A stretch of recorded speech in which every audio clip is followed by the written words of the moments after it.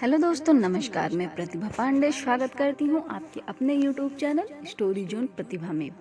तो दोस्तों, आज हम आपके लिए लाए हैं छोटी छोटी बातों का असर, दादा पोते की कहानी। तो दोस्तों, अगर आपको हमारी ये कहानी अच्छी लगेगी तो कमेंट करना मत भूलिएगा और हमें लास्ट में ज़रूर बताइएगा कि हमारी कहानी कैसी लगी आपको। तो आइए दोस्तों, शुरू करते हैं दादा पोते की कहानी। दादाजी अपने पोते को छोटे छोटे व्यवहारों का असर समझाने की कोशिश कर रहे थे। अपने पोते को ये बताना चाहते थे कि लोग बहुत छोटी छोटी बातों पर बड़ा ध्यान देते हैं और उन पर बहुत असर भी होता है। लेकिन पोता दादाजी की बात ठीक से समझ नहीं पा रहा था। दादाजी ने दूसरे तरीके से अपने पोते को समझाने की कोशिश की और उसे एक जगह पर ले गए जहाँ से सामने वाली दो दुकानें नजर आती थी। दादाजी ने पोते से कहा कि देखो, इन दुकानों में तुम्हें क्या फर्क नजर आ रहा है। पोते ने दोनों दुकानों को तो देखा और दादा से कहा कि एक दुकान पर ज्यादा ग्राहक हैं जबकि दूसरी दुकान पर इक्का दुक्का ग्राहक हैं। दादाजी ने अपने पोते से कहा, इसके पीछे का कारण बहुत साधारण सा है। जिस दुकान पर ज्यादा ग्राहक हैं वह दुकानदार वस्तु तोलते समय पहले तराजू में कम वस्तु रखता है, फिर थोड़ी थोड़ी बढ़ाता है। इससे सामने खड़े ग्राहक को लगता है कि वह उसे ज्यादा वस्तु दे रहा है, जबकि दूसरे दुकान का मालिक जिसके पास कम ग्राहक हैं वह वस्तु तोलते समय सबसे पहले ज्यादा वस्तु रखता है, फिर वजन बराबर करने के लिए उसमें से थोड़ी थोड़ी कम करता है, जिससे कस्टमर को लगता है कि वह उसे वस्तु कम दे रहा है। तो दोनों दुकानदार ग्राहक को बराबर वस्तुएं दे रहे हैं, लेकिन दोनों का तरीका अलग अलग है। इसलिए दोनों को देखने का, दोनों को जज करने का ग्राहकों का नज़रिया अलग अलग है। इसी तरह हमें अपने जीवन में लोगों से अच्छे से बात करनी चाहिए, उनसे अच्छे से मिलना चाहिए, हमें पसंद हो या ना हो। लेकिन अगर हम चेहरे पर स्माइल के साथ सबसे मिलेंगे तो उनका व्यवहार हमारी तरफ हमेशा अच्छा रहेगा और ज़रूरत के समय वह हमसे अच्छा बर्ताव करेंगे, हमारी मदद भी करेंगे। तो चलो दोस्तों, अपनी दूसरी कहानी की तरफ हम बढ़ते हैं, जो कि बहुत ही मोटिवेशनल और शिक्षाप्रद कहानी है। कहानी आपको अच्छी लगी तो शेयर ज़रूर करिएगा। तो चलिए शुरू करते हैं। चोर ब्राह्मण और ब्रह्म राक्षस की कहानी। एक छोटे गांव में, जो कठिन पहाड़ियों और बिसाने जंगलों के बीच में बसा था, वहाँ एक विनम्र ब्राह्मण राघव नामक व्यक्ति रहता था। वह गहरी भक्ति के आदमी थे, जिन्हें उनकी महानता और ज्ञान की वजह से जाना जाता था।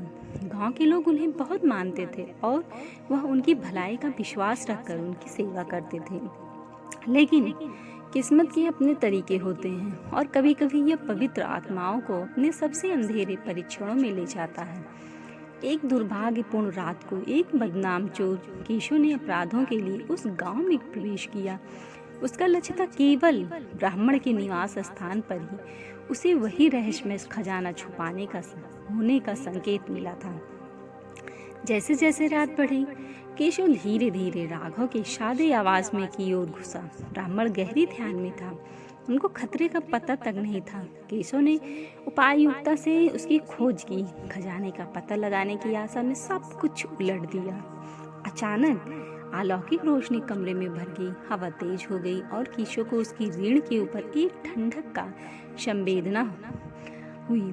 एक दहाड़ीला आकृति पर केशव की नजर पड़ी। ये एक ब्रह्म राक्षस था। एक ब्रह्म राक्षस दुष्टता के साथ नहीं, बल्कि न्याय की हिफाजत करने का संकल्प लेने वाला।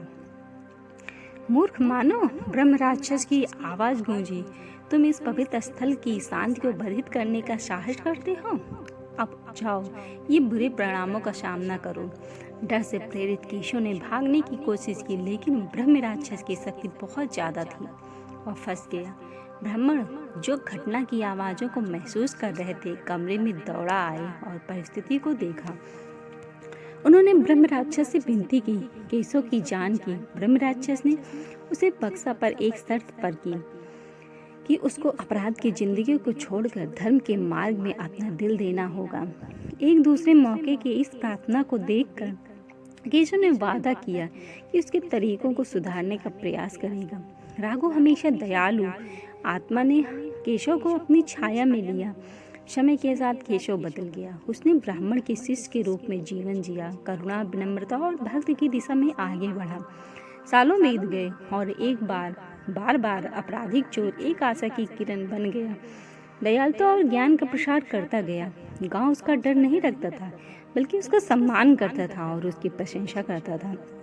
ब्रह्म राक्षस अपने कर्तव्य को पूरा कर चुका और गायब हो गया। एक गांव को छोड़कर उसे पुनर्धारण की शक्ति ने आशीर्वादित किया। राघव, केशव और ब्रह्म राक्षस की कहानी एक पौराणिक कहानी बन गई। पीढ़ियों के माध्यम से बड़े लोगों की करुणा और बुराई की अंधकार में भी बदलाव की सामर्थ्य को उजागर करती है। यह दर्शाता है कि भलाई की विजय अंधेरे के दिल में भी किसी के साथ कुछ अच्छा हो सकता है। तो दोस्तों चलिए शुरू करते हैं एक और कहानी, एक छोटी सी कहानी दोस्ती की। एक बार की बात है, एक छोटे से गांव में आदित्य और विजय नामक दो दोस्त रहते थे। वे साथ में खेलते कूदते थे, कोई भी काम हो साथ में करते या कहीं आते जाते तो साथ में ही। वे एक दूसरे के सहारे रहते थे, दिन भर साथ में कठिनाइयों का सामना करते थे और खुशियों का अनुभव करते थे। एक दिन जब वे घूमने निकले तब उन्होंने गांव के पास के जंगल में एक पुराना छोड़ा हुआ खुदा कुआं देखा। वे उसके पास गए और उसे सूखा हुआ पाया। उन्होंने देखा कि उस कुएं में एक छोटा पौधा जीने की कोशिश कर रहा था। दोनों दोस्तों को पौधे के प्रति दया हुई और उन्होंने तय किया कि वे अपने गांव में उसे ले जाएंगे और उसकी देखभाल करेंगे। उन्होंने पौधों को नीचे से खुदाई की और धीरे धीरे कुओं से निकाल लिया। वापस गांव में उन्होंने पौधों के लिए ठीक स्थान ढूंढा और उसे वहां रखा। उन्होंने उसे आशा नाम दिया, क्योंकि उन्होंने सोचा कि वो आशा और सफलता का संकेत है। समय के साथ आदित्य और विजय अलग अलग दिशाओं में चले गए।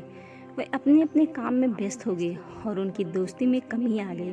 दूसरी तरफ आशा, उनकी दोनों मिलकर देखभाल करते, वो भी अकेली हो गई और कमजोर हो गई। एक दिन जब विजय गांव के पास से गुजर रहा था, उसने देखा कि आशा बहुत कमजोर हो गई है। उसकी पत्तियां सूख रही हैं और उसका रंग बिखरा बिरंगा चमक खत्म हो गया था। विजय को दुख हुआ और वह जल्दी से आदित्य को ढूंढने निकल पड़ा।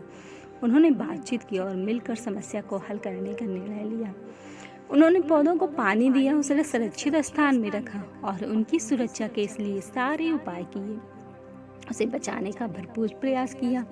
उन्होंने काफी वक्त बाद मिलकर बातचीत की और अपनी खुशियों और अपने दुखों को साझा किया। उनके प्रयास से आशा को फिर से जीने की शक्ति मिली। उनकी पत्तियां फिर से उज्जवल हुई और वह फिर से विकसित होने लगी। वह एक सुंदर वृक्ष बन गई और उसकी छाया और फूल लोगों को सुख और आनंद देते थे। इस वृक्ष ने समुदाय की एकजुटता और दोस्ती की महत्वपूर्ण को याद दिलाया। आदित्य और विजय ने उस दिन एक महत्वपूर्ण सबक सीखा। उन्होंने जान लिया कि सच्ची दोस्ती विश्वास और सहयोग की जड़ों से जुड़ी होती है। उन्होंने वचन दिया कि वे एक दूसरे का साथ कभी नहीं छोड़ेंगे और उनकी दोस्ती को हमेशा महत्व देंगे। जब वे आशा की छांव में खड़े होते हैं तो उन्हें यह यकीन होता है कि उनकी दोस्ती और उनका संघर्ष सब कुछ बहुत सुंदर और अनमोल है।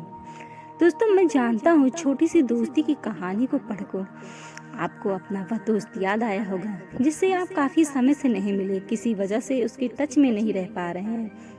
तो चलो उनसे मिलने की आज की कोशिश शुरू करो। इस कहानी को उनके साथ शेयर करो ताकि उनके मन में भी यह ख्याल आए और आपकी दोस्ती को एक नया रूप, एक नई ताकत मिल जाए।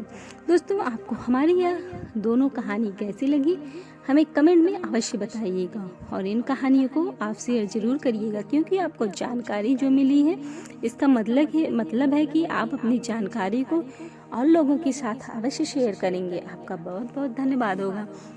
और हाँ दोस्तों, लास्ट में हमारी कहानी को लाइक शेयर सब्सक्राइब करना बिल्कुल मत भूलिएगा और बेल आइकन जरूर दबाइएगा। धन्यवाद दोस्तों।